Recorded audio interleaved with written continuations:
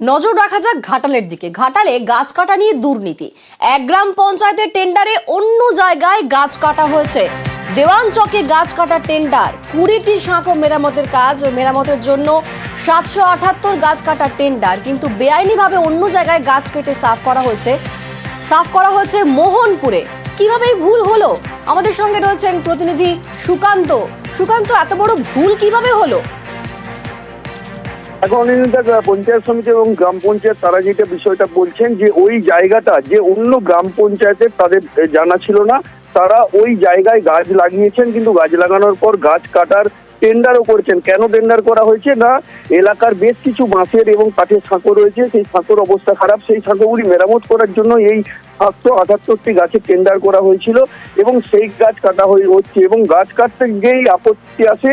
এক পঞ্চায়েত সদস্য তিনি দাবি করেন যে তার গ্রাম পঞ্চায়েত এলাকায় গাছ কাটা হচ্ছে, অর্থাৎ ঘাটাল ব্লকের দেওয়ানচক এক গ্রাম পঞ্চায়েতের গাছ কাটার টেন্ডার কাটা হচ্ছে অন্য গ্রাম পঞ্চায়েতে। এই নিয়ে কিন্তু অভিযোগ জমা পড়েছে বিডিও অফিসে এবং বিডিও সাহেব সম্পূর্ণভাবে জানিয়েছেন যে পুরো বিষয়টি খতিয়ে দেখে ব্যবস্থা নেওয়া হবে। এবং পঞ্চায়েত সমিতির সহসভাপতি জানিয়েছেন যে 2 গ্রাম পঞ্চায়েতকে বোঝ করিয়েই বিষয়টি মীমাংসা করা হবে। অনিন্দিতা, ধন্যবাদ সুকান্ত। দেওয়ানচক অঞ্চলে টেন্ডার হয়েছে, কিন্তু বেলসর সংসদের গাছ কেটে নেওয়া হচ্ছে। আমি বিডিও অফিসারকে অভিযোগ জানিয়েছি, এর জন্য তদন্ত হোক, আমি এটাই চাই। আপনাকে না জানিয়ে কি কাটা হচ্ছে? হ্যাঁ, আমরা সার্ভেয়ার দিয়ে মাপ করেছি। মাপ করার পর আমাদের জিপি অর্থাৎ গঙ্গাদাসপুর মৌজার মধ্যে যেগুলান পড়ছে সেগুলানই কাটছি।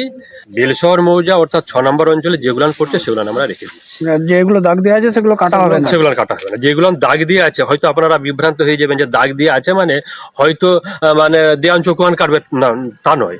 যেগুলান দাগ দিয়ে আছে অথচ বেলশহর মৌজা অর্থাৎ 6 নম্বর অঞ্চলে পড়ছে মোহনপুর গ্রাম পঞ্চায়েতে, আমরা সেগুলো রেখে দিচ্ছি। গাছগুলো যখন দাগ দেওয়া হয়েছিল তখনও দেওয়ানচক 1-এর কর্তৃপক্ষ জানতো না যে বেলসরের কিছু গাছ 126 খানার মতো গাছ, যেটা 6 নম্বর অঞ্চল মোহনপুর গ্রাম পঞ্চায়েতের অধীনস্থ, কিন্তু প্রত্যেকটি গাছই 7 নম্বর অঞ্চলের কর্তৃপক্ষ, অঞ্চলের গ্রাম পঞ্চায়েত তারা লাগিয়েছিল এবং পরিচর্যা করে বড় করেছিল। সেই গাছগুলো নাম্বারিংও আছে। তো সেই জায়গায় আমি দুটো অঞ্চলকে বসতে বলেছি, অলরেডি তারা বসেওছে, একটা সিদ্ধান্ত নিয়েছে 6 নম্বর অঞ্চলে কিছুটা ফান্ড দিয়ে তারা এই বিষয়টা নিষ্পত্তি করবে। আশা করি এই সমস্যা দ্রুত মিটে যাবে। মোহনপুর গ্রাম পঞ্চায়েত কোনো গাছ কাটার তার অভিযোগ পেয়েছেন?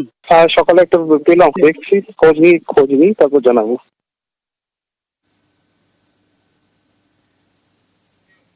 গরমে ঝাড়গ্রামের গ্রামে জল কষ্ট, বাড়ি বাড়ি কল আছে, অভিযোগ 2 বছরেও চালু হয়নি, ফলে জল পড়ে না।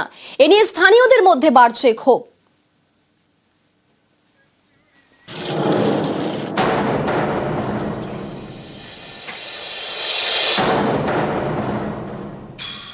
বাড়ি বাড়ি কল আছে, এই কল থেকে জল পড়ে না, গরমে খাবার জল পেতে দুর্ভোগের একশেষ। ঝাড়গ্রামের বিনপুর 1 নম্বর ব্লকের দহিজুড়ি, এখানে জলের সমস্যা দীর্ঘদিনের। সেই সমস্যা মেটাতে উদ্যোগ নেয় ঝাড়গ্রাম জেলা পরিষদ। বছর 2 আগে বাড়ি বাড়ি পৌঁছয় পিএইচির কল, তৈরি হয় রিজার্ভার পাম্প হাউস, এর জন্য খরচ হয় প্রায় 4 লক্ষ টাকা। স্থানীয়দের অভিযোগ গত 2 বছরে কল থেকে একদিনও জল পড়েনি। পঞ্চায়েত অফিসে বারবার জানিয়েও কাজ হয়নি, তাই ভরসা পাড়ার ক্লাবের পাম্পের জল। অভিযোগ সেটাও মাঝে মধ্যে বিকল হয়ে যায়। গরমে খাবার জল পেতে জেরবার প্রায় 400 পরিবার। আমাদের এদিকে জলের প্রবলেম, রান্না, খাওয়া, ধোয়া, মাজা। ওই যে বাইরের থেকে মাঠে এই যে এখানে যে একটা সাবমার্শাল আছে সেইখান থেকে ওটা মাঝের মধ্যে খারাপ হয়ে যায়। আমাদের পাড়ায় কোনো কলই নেই, একটা যদিও বসছিল সাবমার্শাল, সেটা বন্ধ হয়ে গেছে। আমাদেরকে যেতে হয় 3 কিলোমিটার জল আনতে। 2 বছরেও কেন চালু হলো না কল? অনেকেরই অভিযোগ পিএইচি ঢিলেমির কারণেই এই দুর্ভোগ। আগামী দিনে কিভাবে তাড়াতাড়ি করা যেতে পারে আমরা সেটা প্রশাসনিক লেভেলেও আমরা আলোচনা করেছি। গরমের দিন চলে আসছে, আমরা চেষ্টা করব যেখানে যেখানে জল নেই তাহলে সেখানে আমরা ট্যাঙ্কি ব্যবস্থা করে কিভাবে তাদেরকে জল সরবরাহ করতে পারি সেটা আমরা চেষ্টা করব। ঝাড়গ্রাম থেকে রাজু সিং, নিউজ 18 বাংলা। গঙ্গাসাগরে আবারও ভাঙন আতঙ্ক। কপিলমুনি মন্দিরের কাছে স্নানঘাটে নতুন করে ধস। গঙ্গাসাগর মেলার আগে সম্প্রতি বাঁধ সারিয়েছিল প্রশাসন। কোটালে জলোচ্ছ্বাসে সেসব ধুয়ে মুছে একেবারে সাফ। গঙ্গাসাগর মেলার সময় 1 কোটির ওপর মানুষ আসে, প্রচুর টাকা ওদের জমাও পড়ে।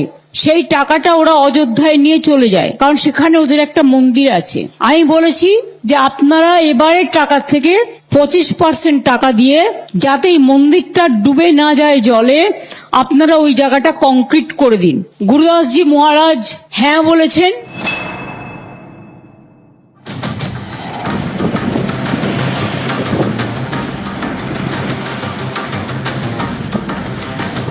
ফুঁসছে বঙ্গোপসাগর, আতঙ্কে গঙ্গাসাগর।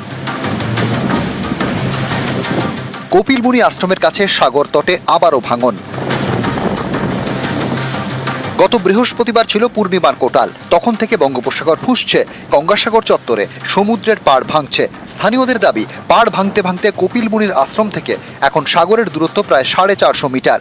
1 থেকে 3 নম্বর স্নানঘাটের মধ্যে বড়সড় ভাঙন দেখা দিয়েছে।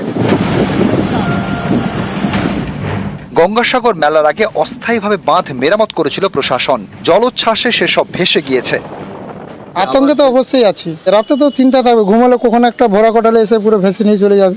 আমি চাইছি সবাই একটা সামঞ্জস্যভাবে একটা যদি নদীমাত তৈরি করে, তাতে আমরা সাগর হিসেবে খুব গর্বিত থাকবো এবং চিন্তামুক্ত থাকতে পারবো। এখানকার যে উপকূলবর্তী মানুষ প্রচন্ড আতঙ্কের ভিতরে থাকে, আমরাও আতঙ্কের ভিতরে রয়েছি। তাই কেন্দ্রীয় সরকার এবং রাজ্য সরকারকে দৃষ্টি আকর্ষণ করছি, অস্থায়ীভাবে না করে পাকাপাকিভাবে পার্মানেন্টভাবে আপনারা একটু ব্যবস্থা গ্রহণ করুন।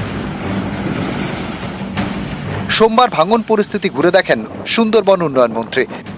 গঙ্গাসাগরের যে ভাঙন শুধু নয়, সুন্দরবনের বিস্তীর্ণ যে ভাঙন আবার শুরু হয়েছে, সেই ব্যাপারে রাজ্য সরকার অত্যন্ত সোজা করে এটাকে একটা পার্মানেন্ট জায়গাতে নিয়ে যাবে, তার জন্য প্রচেষ্টা চলছে। গঙ্গাসাগর থেকে বিশ্বজিৎ হালদার, নিউজ 18 বাংলা।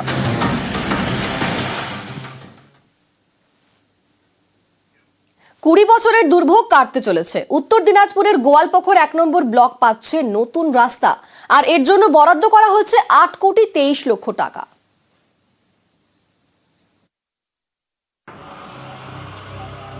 প্রায় 15 কিলোমিটার রাস্তা, পুরোটাই এবড়ো খেবড়ো, হাঁটাই মুশকিল, গাড়ি চালানোও কঠিন। এই রাস্তা উত্তর দিনাজপুরের গোয়ালপুকুর 1 নম্বর ব্লকের। স্থানীয়দের দাবি, প্রায় 20 বছর ধরে এই রাস্তার জেরে দুর্ভোগ সহ্য করতে হচ্ছে। এবারে ভোগান্তি কাটতে চলেছে। শোলপাড়া থেকে ঝলঝলি পর্যন্ত হবে নতুন রাস্তা। সোমবার হলো শিলান্যাস। এটাতে আমরা খুব খুশি, কেন আমরা 20 বছর ধরে এই রাস্তা নিয়ে এত কষ্ট করেছি। মমতা ব্যানার্জিকে ধন্যবাদ জানাই। গোয়ালপুকুরের 5টি গ্রামের বাসিন্দা এই রাস্তা দিয়ে যাতায়াত করেন। সেটাই দীর্ঘ 20 বছর ধরে বেহাল হয়ে পড়েছিল বলে অভিযোগ। স্থানীয়রা বারবার নতুন রাস্তার দাবি তুলেছেন, সেই মতো এবার পদক্ষেপ।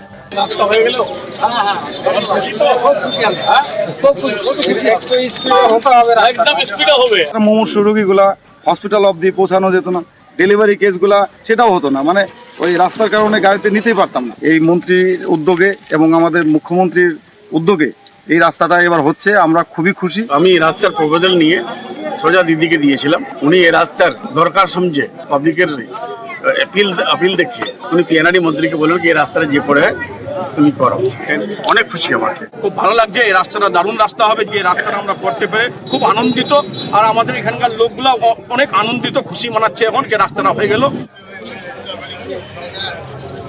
গোয়ালপুকুর থেকে চঞ্চল মোদক, নিউজ 18 বাংলা।